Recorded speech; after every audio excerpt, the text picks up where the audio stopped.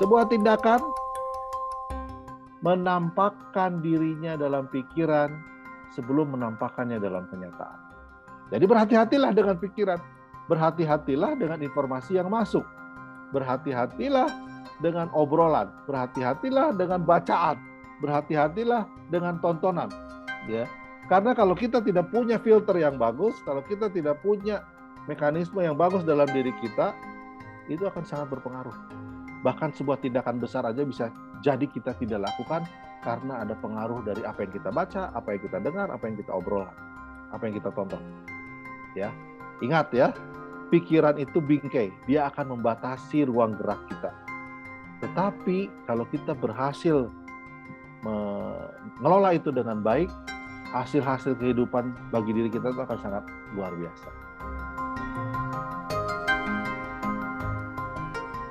Apakah kesuksesan, apakah kekayaan, apakah kemakmuran, apakah kebahagiaan, ya, apakah kekuatan, atau apa hal-hal yang positif, gitu.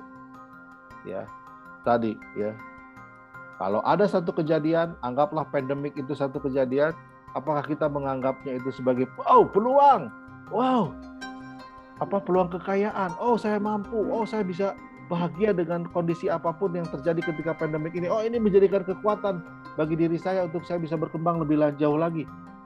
Ya. Atau sebaliknya. Ya, yang ada adalah kita menganggap ini sebagai sebuah ketidaksuksesan. Menganggap ini adalah sumber kemiskinan baru dengan banyaknya PHK. Menganggap ini menjadi sebuah kesedihan, menganggap ini menjadi sebuah kelemahan. Menganggap ini menjadi sebuah ketidakmampuan. Ya. Satu kejadian direspon oleh dua pikiran. Ya. Apakah pikirannya adalah pemenang, apakah pikirannya adalah pecundang. Ya. Satu masalah tentang pandemik yang sekarang kita sedang hadapi, kita akan menganggapnya sebagai sebuah peluang atau kita akan menganggapnya sebagai sebuah ancaman. Ya.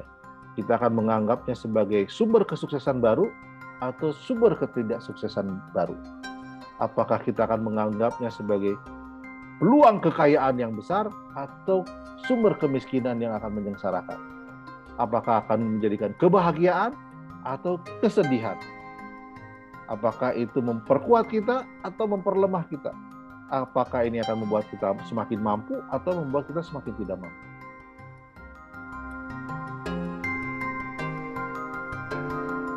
Bagaimana menata ulang pemikiran kita, ya? Apa yang harus kita lakukan dalam menata ulang pemikiran kita, ya?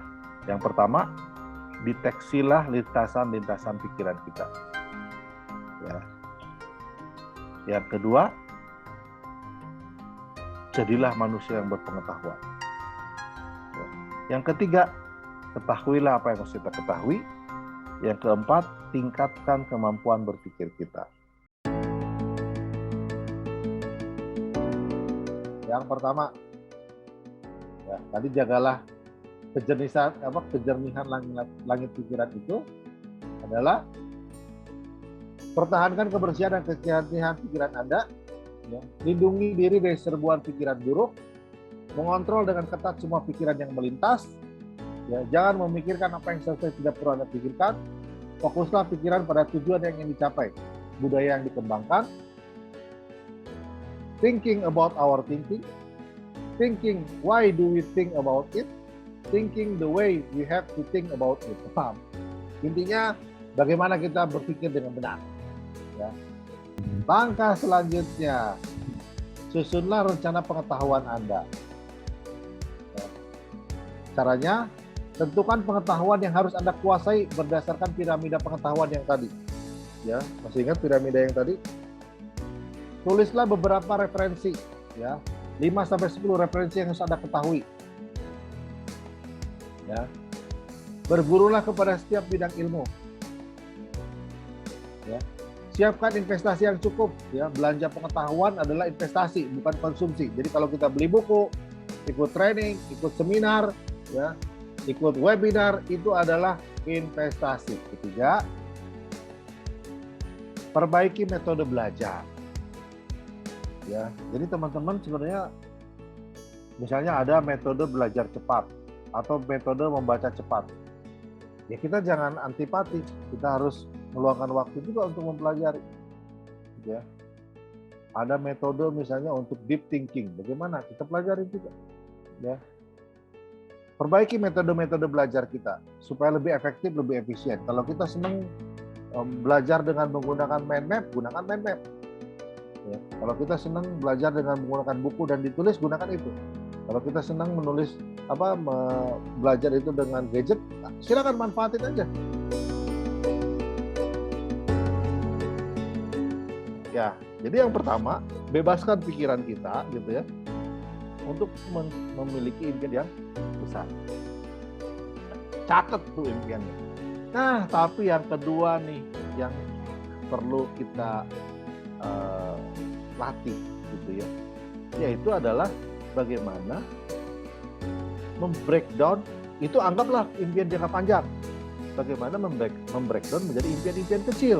Saya lagi umroh di WA waktu itu masih SMS ya, di SMS sama orang tua saya bilang, itu ada tanah dijual murah luasnya 5.000 meter. Saya kaget, orang di impian saya 5.000 meter itu ada. Dan ternyata saya pulang umroh, saya cek, saya eksekusi gitu ya, bisa. Ya, coba bayangin, itu terjadi hampir ke semua orang. Pertanyaannya, Bang Dani dan kita semua mau nggak kayak begitu? Kalau mau, coba ikuti langkah-langkahnya tadi. Nggak usah banyak berpikir yang negatif. Lakukan dulu tadi ya, impian besarnya. Lakukan dulu tahapan-tahapannya. Belajar ini, belajar itu, ikut komunitas ini, ikut komunitas itu. Punya mentor ini, punya mentor itu lebih bagus, lebih cepat lagi. If I can see it, then I can do